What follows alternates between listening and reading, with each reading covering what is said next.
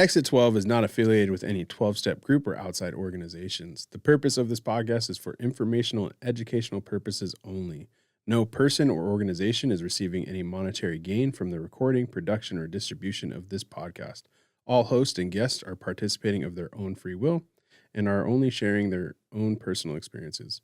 Subjects discussed in this podcast may be triggering for some individuals. Listeners' discretion advised.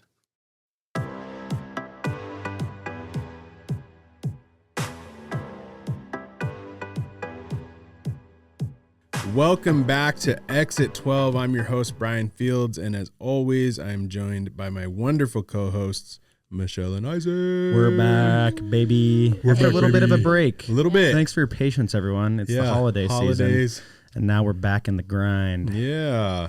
If you are a youth in need of services, you can come to my house at 300 North Willow Street. Or call us at 907-373-4357. Services including residential treatment beds. Woo, we got beds open. We got beds here. Open. You can apply, myhousematsu.org. Go to our services, and under behavioral health, there is a link with the application packet. You can fax that if you're working with someone that knows how fax still works. Or if you're me, just scan it and email it to info@myhousematsu.org. Love that. Do it. Do it. Do Mic it. drop. Do it. Boom. All right. Today we are talking about step 6, and we are joined by another rock star, Raven. Let's welcome Raven. Woo. Raven. Member of our youth board of directors. Not a big deal. Yeah. Super another big one. deal. We got another one. Yeah. Hello. Thanks for being here, Raven. We appreciate you taking the time to get with us. So let's just jump right into it, right? Okay. So step 6, we are entirely willing to have God remove these defects of character. The ones that we identified. You worded that wrong a little bit. Oh, did I? Sorry. We're entirely ready to have God remove all these defects of character. Okay. Thanks. So we're ready and willing. Yep. DOW. I was with the TNR guys at lunch, and I heard a lot of DOW. You know what DOW means, Bryan? DOW. Dependent on willingness. Dependent on willingness. We can do a lot of things, but it's all dependent on willingness. Because I kept asking them questions. Well, could we do this for this client? Hey, could we set this up? Hey, would this work? And I got the same answer. It's all dependent on willingness. And then Michelle Parker said, this step is what separates the men from the boys, the women from the girls, the goats from the sheep from the wheat from the chaff, other analogies. I feel like we've said that about a lot of steps. Well, I guess, is this the one where it's, listen, whoa, I got so worked up my headphones came off. I don't know. I haven't worked the steps, so you tell me which one is actually it actually where the rubber meets the road, to borrow another colloquialism. I mean, I think for sure, I think it's one that people often just kind of forget about, brush by, and they just like rush by it. And to me, it's the most important step. 6 and 7 are like the most important. If you want like an everlasting change in your life, you know what I mean? Like you can't just like do a bunch of work, identify some stuff and be like, hey buddy, I'm sorry I did that. And then like, that's it. You know what I mean? Like that's not how that works. So what was your guys' first impression with step 6? My first impression was I don't have a lot of defects of character. Yeah. It really Me was. neither. Yeah.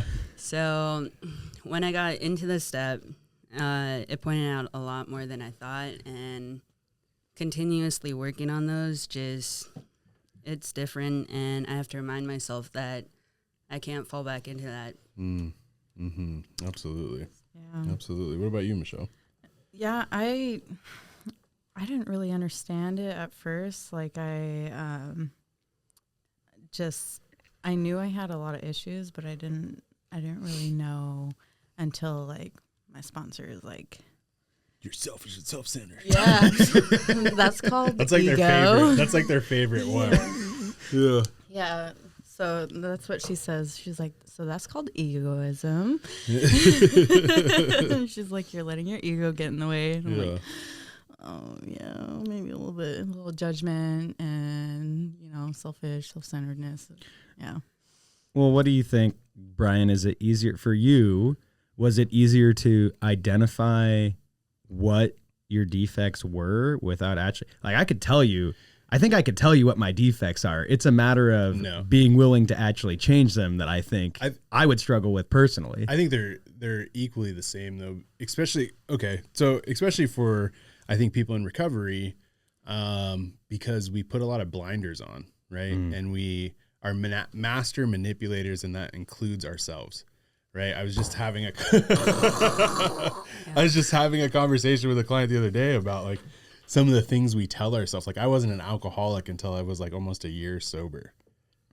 Like, I was just a drug addict. You know what I mean? Or like, I'm coming down on heroin and I'm like so rough, and I'm coming out of my room and my brother's like, dang, dude, you look like crap. And he's like, you want some coffee? And I'm like, no, I don't drink that. It's bad for you. You know what I mean? Like, it's like we have brainwashed ourselves with all of this stuff, and like our thinking is just so messed up. And so like, it's really like, and like when I went through step 5, like I still firmly stood on business and was like, no, dude, like that's his fault. He did that. I didn't make him do that. Right. And like my sponsor had to walk through that with me of like, hey man, no matter what, you have a part in that, even if it's allowing it to affect you. Yeah. And so I think it's equally as hard, but I think once you identify them, dependent on where you're at in your recovery, for me, it was easier to want to change those things because I was sick of living in the prison that was addiction, and I was sick of living in the constant battle with myself. And so there was a lot more willingness to let some of that stuff go. It doesn't mean that it all just like went away. There was some that were like extremely hard to do. Yeah. And some that I'm still working on today.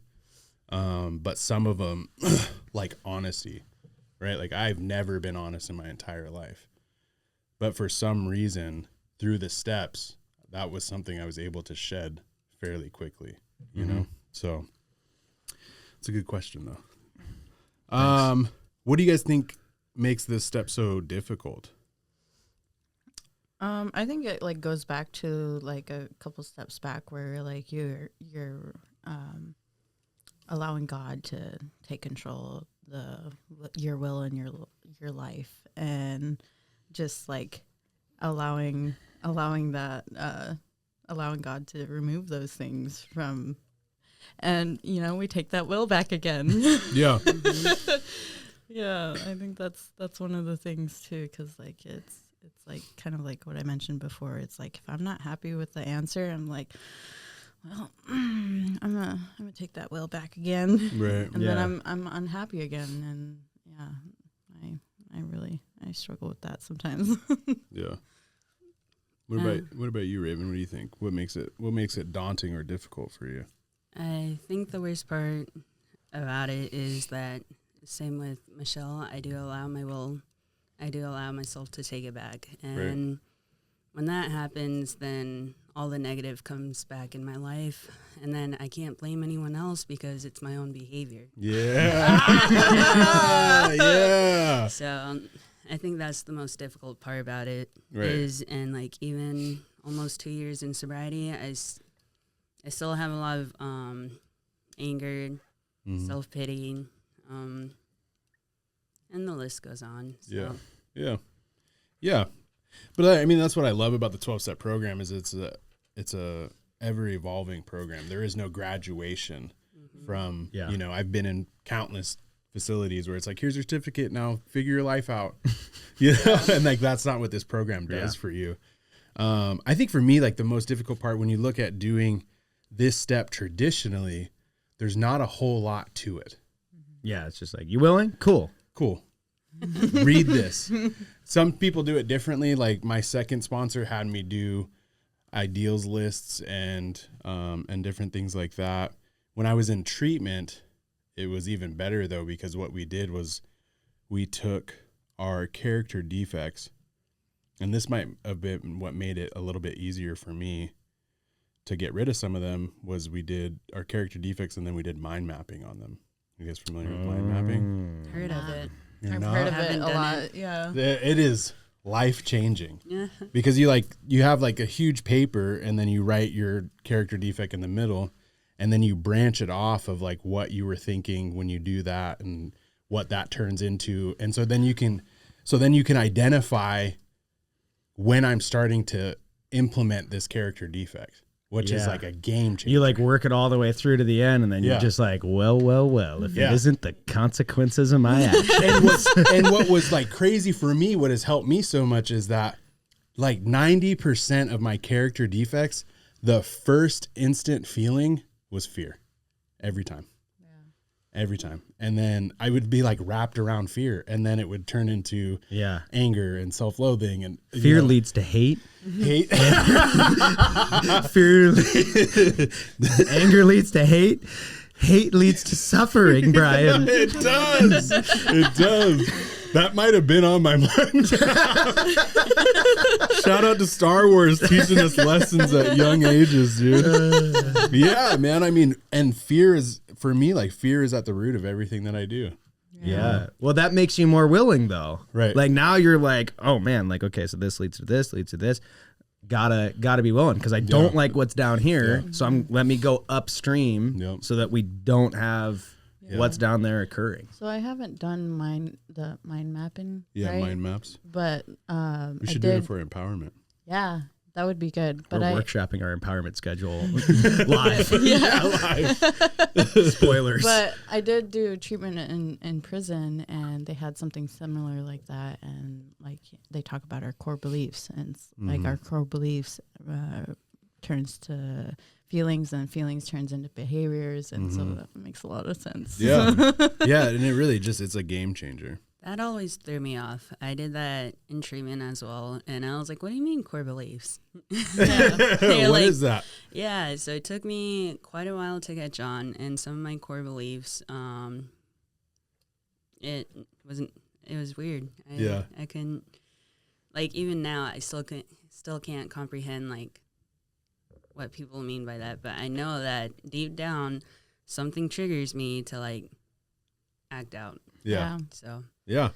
Yeah. And so if anybody hasn't done a mind map, I highly suggest it. If anything, if you've gone through the steps, if anything has taught you through going and you've made it to this step, is the first step is identifying what the issue is. And so the other part too that was really helpful for me on this step is my sponsor wanted me to write this ideals list for what I want in a partner. Right. And so I wrote it out and I did all this stuff, and then I was like, here it is. He's like, oh, this is good. Da, da, da. Now go be that person. And I was like, what? I feel like half this podcast is just Bryan talking about how his sponsor tricked him into bettering himself. I got tricked through my entire recovery. I got tricked to going to the ranch. Dude, all the way through. It was just constant, but that's what I needed. And that's what's crazy. We're a program of honesty, but I don't feel like they were very honest with me in the beginning.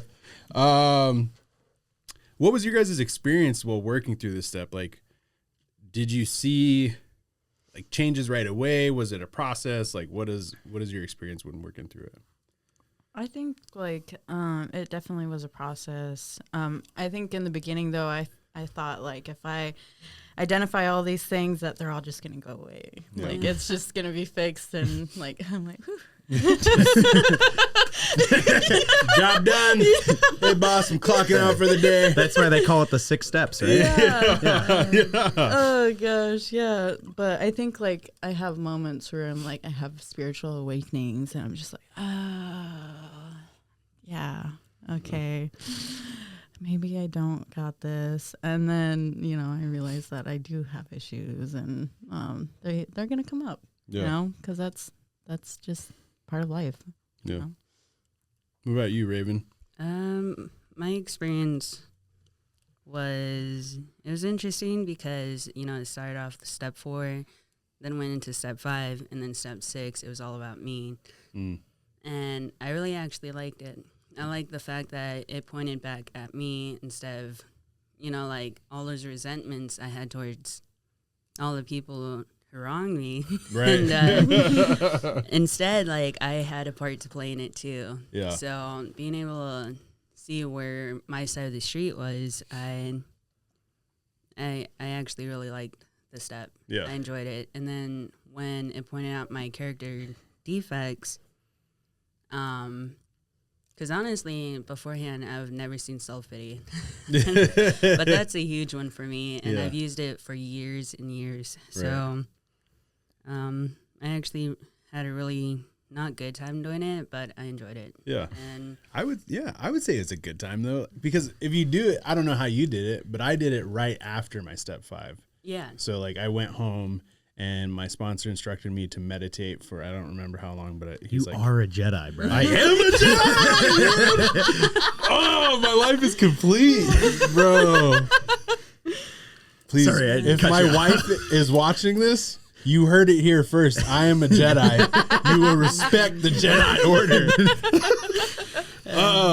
But he told me to go meditate, and then I started working on that step right after my meditation, and so there was a lot of relief after just, you know, drudging up all this stuff and kind of taking a second, sitting back, and then putting a little bit more work in and saying, like, it gave me like hope that, okay, here's the things, right? And he shared things with me before I went and did it. Like, I had these, I don't do that anymore, you know? And so that whole thing about having a sponsor is super huge in this part, in this portion. Don't do the steps by yourself. Yeah. Even though the book doesn't suggest a sponsor, but it's super important because I needed that hope in that moment, because I can see if you went out of step 5 and didn't work on step 6 right away, that you would just kind of regress back Yeah. and just kind of live in that, you know, and that would not feel great. Yeah. Well, and this is kind of getting into the next question, but to me, this really stands out as, again, have not worked the steps. So this is a question I'm posing, but this seems like something you can really go back to, because if you're willing, Yeah. anything's possible. Like Right. we've established in the previous steps that God is capable of removing these character defects, right? If we're turning over our will. And so there's going to be bumps in your recovery journey. There's going to be hiccups. There's going to be challenges. But if you keep going back to this step of, I'm willing to have these defects removed from me, and I'm willing to do what needs to be done every day to continue in moving that, you know, positive inches, moving that in the right direction, then the rest is going to take care of itself. Yeah. Not that there's not work that has to be done, but as long as you're willing, it's going to happen. Right. Yeah. And I think too, like the big part to highlight in this step is it doesn't say we got rid of all of our character defects and Right. life was better. Right. It doesn't say that, you know, this is it, right? It's you're ready to. So it doesn't mean that after I do this step that everything is better, right? And so I think that kind of, if your sponsor explains that to you correctly, that kind of prepares you for the next step. So I don't know. I feel like we've kind of gone back and forth about this question already. Yeah. But so like, what would you guys say to somebody new that's getting ready to do, really, because you do like 4, 5, 6, 7, but we'll try really hard not to get into 7. No spoilers. No spoilers. What would you guys say to a newcomer that was getting ready for these steps? Make sure you do have a sponsor, and honestly, a sponsor is great to help you point out your character defects, because you yourself may not think that you have those, Right. but they'll be able to tell you like why you have those. Right. So Yeah, I agree with that, because like being a person who has that mindset, that mentality, you could think of so many justifications. Well, that's the first thing that Raven said is I didn't have any character defects.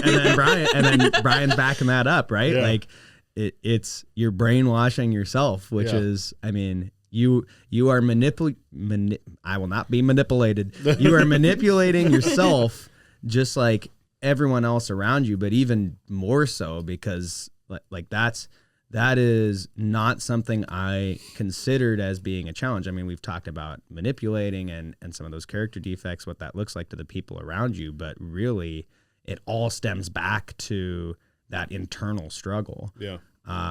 And so in a way that I think is really the crux of this step, or at least what I'm seeing through this discussion is like, if you're willing to change that internally, it's not just, working through the rest of the steps and it's going to work itself out as you work through it. But then if you're willing to change internally, that change is going to be experienced with those people around you. Yeah. Like what your sponsor did to you, right? Like this is what you want. So be that person yourself, and you're going to find in your relationships that you find that person that you want. Yeah.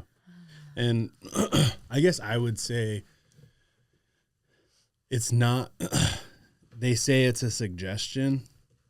It's not, dude. It's not a suggestion. Just do it, man. Like, if get a sponsor. If you really want to be free, the work has to start with you, and if you really want to have a different life than the life that you've been living, it starts with you, and it starts with your willingness to be different, right? If I went through the steps, but the whole time I'm sitting there and I'm like, I don't want to be different. I don't want to change and all of these things. Right. I wouldn't get very far, Yeah.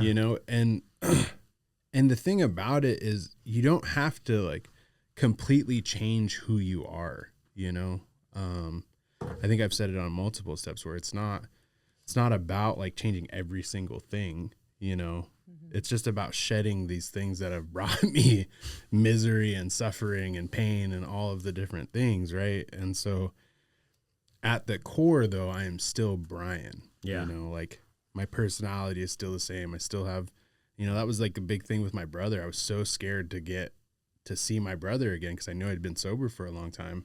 I was in AA and all the things. And I was like, bro, he's going to be so like churchy. And he's going to preach to me the whole time. And I'm just not, I don't even want to talk to him. And I can't say what he said to me when I arrived, but he was still my brother and he just had a better life. Yeah. So yeah, you can too. You can too. Do or do not. Yeah. Right, Bryan? There is no try. There is no try. Yeah. Throw that on Motivational Monday. Okay. This is very fitting too because I had a session with Richard earlier, and he literally was just telling me exactly what this step is, and he was just like, if you want this to happen in your life, you need to become this person because these people are a reflection of you. And I'm like, oh, gosh. How dare you? Yeah, it was a hard session this morning. Yeah. No one said it's an easy program, but it is good. Yeah. It is good. Well, with that, any parting words? Get a sponsor. Get a sponsor. Get a sponsor. As Shiloh LaBeouf would willing. say, Yep. do it. Just But All right. Thank you for tuning in. That's all the time that we have for today. I'd like to thank Raven again for being here. yes. Awesome job. Thank you. Yeah. And tune in 2 weeks and we will be reviewing step 7.